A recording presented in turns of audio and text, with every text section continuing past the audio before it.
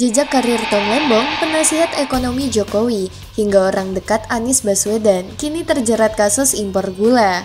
Kejaksaan Agung resmi menetapkan Thomas Trikasih Lembong alias Tom Lembong sebagai tersangka dalam kasus korupsi impor gula tahun 2015 sampai 2016. Bekas orang dekat Presiden Joko Widodo itu pun langsung dijebloskan ke penjara. Lantas, bagaimana jejak karir Tom Lembong dari Jokowi ke Anies Baswedan?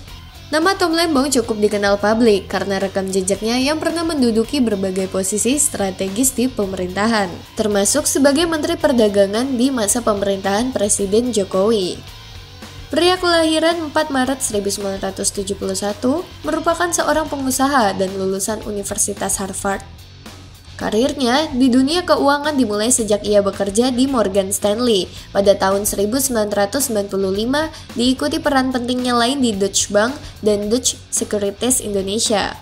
Jejak karir Tom dalam sektor finansial berlanjut dengan posisinya sebagai Kepala Divisi di Badan Penyihatan Perbankan Nasional pada periode 2000 sampai 2002.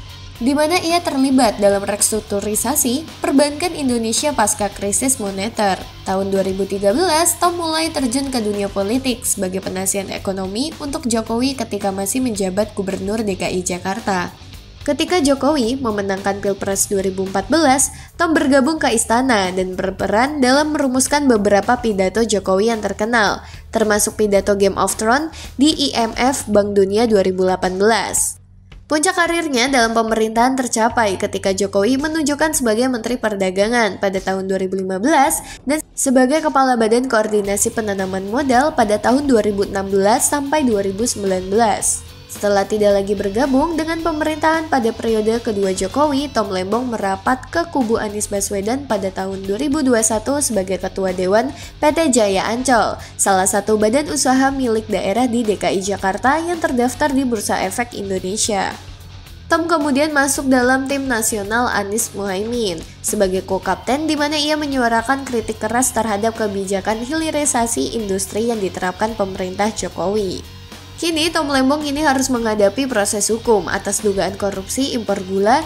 Ia diduga memberikan izin kepada perusahaan swasta untuk mengimpor gula kristal mentah untuk diolah menjadi gula kristal putih. Meski aturan menyebut impor GKP hanya boleh dilakukan oleh badan usaha milik negara.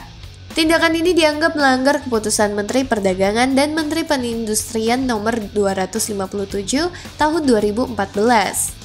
Kejagung menetapkan Tom Lembong sebagai tersangka dengan jeratan pasal 2 ayat 1 atau pasal 3 Jungto pasal 18 UU nomor 20 tahun 2001 serta pasal 55 KUHP. Jika terbukti bersalah, Tom Lembong menghadapi ancaman hukuman penjara hingga seumur hidup.